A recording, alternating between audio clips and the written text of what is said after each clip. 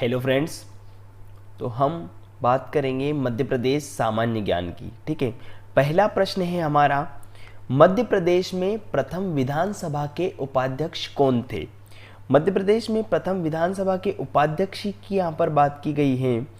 Option दिया है विष्णुनाथ तामस्कर, विष्णु विनायक सरवटे, विश्वनाथ तामस्कर और कुंजीलाल दुबे। तो देखिए, जो कुंजीलाल दुबे थे वे थे कौन, मध्य प्रदेश विधानसभा के पहले अध्यक्ष थे। कौन थे, मध्य प्रदेश में जो विधानसभा बनी थी उसके पहले अध्यक्ष बनाए गए थे कौन, कुंजीलाल दुबे। और जो विष्णु विनायक सरवटे थे वे थे मध्य प्रदेश विधानसभा के प्रथम उपाध्यक्ष। तो यहाँ पर हमारा ऑप्शन बी सही हो जाएगा। कौन सा सही हो जाएगा, ऑप्शन नंबर बी हमारा यहाँ पर सही हो जाएगा। ठीक है, अगला प्रश्न है क्या, भोपाल का विलय कब किया गया। अब देखिए, हुआ क्या था, हमारा देश 15 अगस्त 1947 को आज़ाद हो गया था। उसके पश्चात भी भोपाल जो था वह भारत में शामिल होना नहीं चाह रहा था। तब क्या हुआ था, जनता का दबाव पड़ा और उसके साथ ही साथ जो सरदार वल्लभ भाई पटेल थे, सरदार वल्लभ भाई पटेल ने इसमें हस्तक्षेप किया और 1 जून 1949 को, कब, 1 जून 1949 को भोपाल का विलय किया गया था। कब किया गया था, 1 जून 1949 को भोपाल का विलय किया गया था। ठीक है, अगला प्रश्न है हमारा, किस समिति की सिफारिश पर मध्य प्रदेश में 10 नए जिले बनाए गए थे। ठीक है, देखिए अब हुआ क्या था, हमने देखा था कि राज्य पुनर्गठन आयोग बना था कब, 1953 में। राज्य पुनर्गठन आयोग बनने के पश्चात 1 नवंबर 1956 को मध्य प्रदेश का गठन किया गया था। ठीक है, मध्य प्रदेश का गठन जब किया गया था उस समय मध्य प्रदेश में कितने, 43 जिले थे। कितने जिले थे मध्य प्रदेश में, 43 जिले थे। ठीक है, उस समय मध्य प्रदेश की जो राजधानी बनाई गई थी वो बनाई गई थी कौन सी, भोपाल। ठीक है, लेकिन जो भोपाल राजधानी बनाई गई थी उस समय भोपाल जिला नहीं था। क्या था, तो भोपाल तो था वो सीहोर जिले की एक तहसील थी। सिर्फ और सिर्फ क्या थी, सीहोर जिले की एक तहसील थी। ठीक है, अब हुआ क्या था कि 1972 को 2 नए जिले बनाए गए थे। कौन कौन से, एक बनाया गया था भोपाल और दूसरा बनाया गया था राजनांदगांव। ठीक है, इस प्रकार से मध्य प्रदेश में कितने जिले हो गए थे, मध्य प्रदेश में टोटल 45 जिले हो गए थे। ठीक है, अब वर्ष 1998 की बात है, कब की बात है, वर्ष 1998 की। B.R. दुबे, क्या नाम है, B.R. दुबे की अध्यक्षता में एक समिति बनाई गई और उस समिति की सिफारिश पर मध्य प्रदेश में 10 नए जिले बनाए गए। कितने, 10 नए जिले बनाए गए। इस प्रकार से मध्य प्रदेश में कितने, 55 जिले हो गए थे। ठीक है, और उसके पश्चात यदि हम देखें तो 30 जून 1998 को सिंहदेव समिति की सिफारिश पर 6 और जिले बनाए गए। क्या बनाया गया, 6 और नए जिले बनाए गए सिंहदेव समिति की सिफारिश पर। इस प्रकार से टोटल यदि हम देखें तो मध्य प्रदेश में हो गए थे 61 जिले। कितने जिले हो गए थे, 61 जिले हो गए थे। ठीक है, अब होता क्या है, 1 नवंबर 2000 को मध्य प्रदेश से अलग हो जाता है क्या, छत्तीसगढ़। जब मध्य प्रदेश से छत्तीसगढ़ अलग होता है उस समय इसमें होते हैं कितने, 16 जिले छत्तीसगढ़ में चले जाते हैं।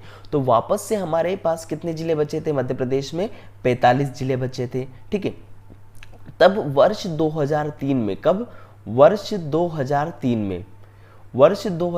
में बनाए गए थे वापस से कितने जिले, 3 जिले बनाए गए थे। वर्ष 2003 में 3 जिले बनाए गए थे। कौन कौन से जिले बनाए गए थे वर्ष 2003 में, तो एक बनाया गया था बुरहानपुर जो कि खंडवा से अलग करके बनाया गया था। दूसरा बनाया गया था अनूपपुर जो कि शहडोल से अलग करके बनाया गया था। और तीसरा बनाया गया था अशोकनगर। अशोकनगर किससे अलग करके बनाया था, तो अशोकनगर बनाया था गुना से अलग करके। ठीक है, इस प्रकार से मध्य प्रदेश में वर्ष 2003 में कितने जिले हो गए थे, तो 48 जिले मध्य प्रदेश में हो गए थे वर्ष 2003 में। ठीक है, अब 2008 की यदि हम बात करें तो 2008 में पुनः 2 जिले बनाए गए थे। एक बनाया गया था 17 मई 2008 को अलीराजपुर जो कि झाबुआ से अलग करके बनाया गया था। और 50वां जिला जो बना था वह बना था सिंगरौली। कब बना था, 24 मई 2008 को सिंगरौली बनाया गया था 50वां जिला। ठीक है, 51वां जिला बना था कौन सा, आगर मालवा। किससे अलग करके बनाया गया था, ये शाजापुर से अलग करके बनाया गया था। ठीक है, और 52वां जिला बनाया गया है निमाड़ी। कब, 1 अक्टूबर 2018 को 52वां जिला बनाया गया है कौन सा, निमाड़ी। ठीक है, इस प्रकार से हमारा यहाँ पर जो ऑप्शन हो जाएगा वो ऑप्शन बी सही हो जाएगा। ठीक है, कि 10 जिले किस समिति की सिफारिश पर बनाए गए थे, तो बनाए गए थे BR दुबे समिति की सिफारिश पर। ठीक है, अगला प्रश्न है हमारा यहाँ पर, चंबल घाटी मध्य प्रदेश के किस भौतिक विभाग में स्थित है। ठीक है, तो अब देखिए मध्य प्रदेश को 3 मुख्यतः भौतिक विभागों में विभाजित किया गया है। कैसा, मध्य उच्च प्रदेश, दूसरा है सतपुड़ा मैकाल श्रेणी और तीसरा है बघेलखंड का पठार। ठीक है, अब जो मध्य उच्च प्रदेश है, इस मध्य उच्च प्रदेश के अंतर्गत कौन कौन से प्राकृतिक क्षेत्र आते हैं, तो सबसे पहला यदि हम देखें तो आता है मध्य भारत का पठार, दूसरा आता है मालवा का पठार, तीसरा आता है बुंदेलखंड का पठार, चौथा आती है नर्मदा सोन घाटी और एक आता है रीवा पन्ना का पठार। इस प्रकार से 5 प्राकृतिक क्षेत्र आते हैं मध्य उच्च प्रदेश के अंतर्गत।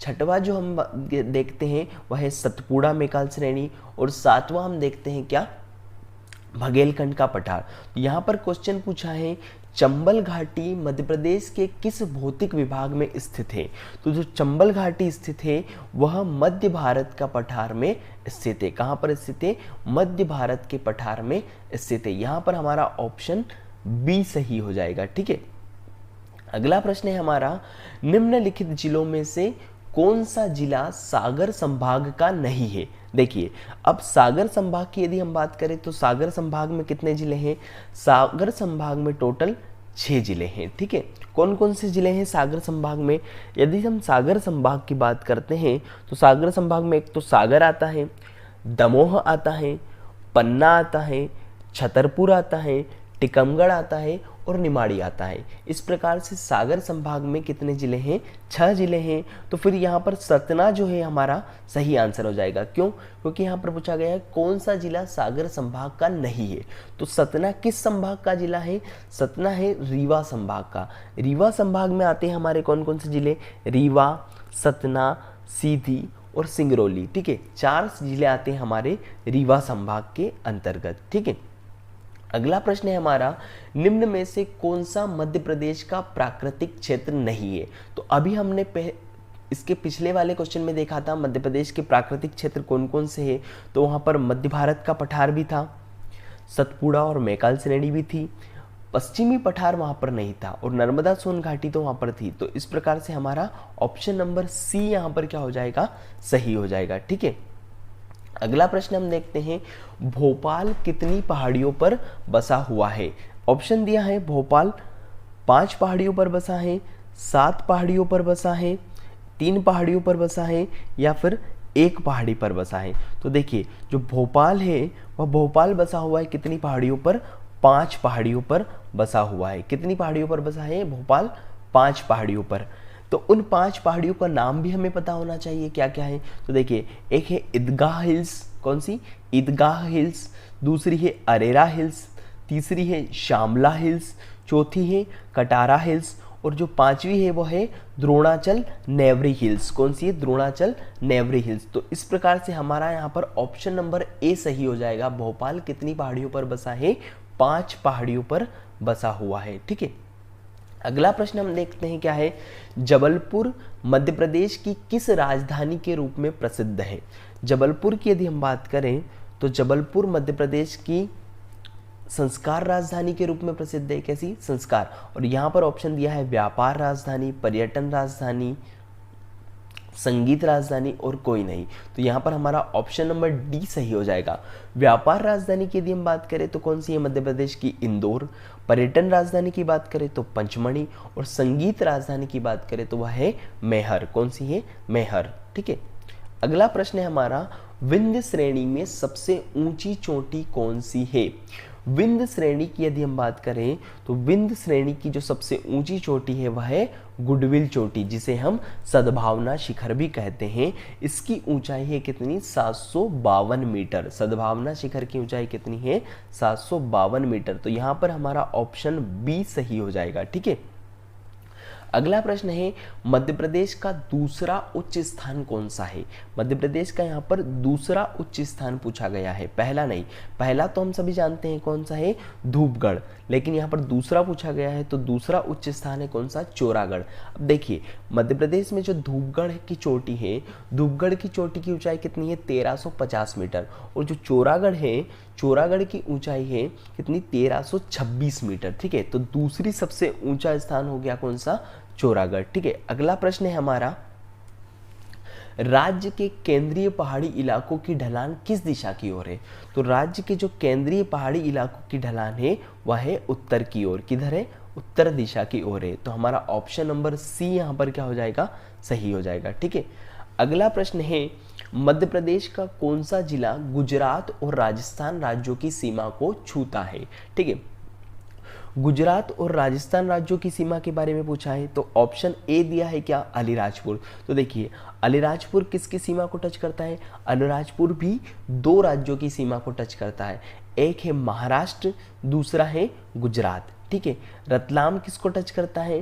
तो रतलाम राजस्थान की सीमा को टच करता है, नीमच भी राजस्थान की सीमा को टच करता है, और यहाँ पर झाबुआ दिया है जो कि गुजरात और राजस्थान दोनों की सीमा को टच करता है। तो यहाँ पर हमारा ऑप्शन डी करेक्ट हो जाएगा। ठीक है, अगला प्रश्न है हमारा, मध्य प्रदेश में उष्णकटिबंधीय वन संस्थान कहाँ है?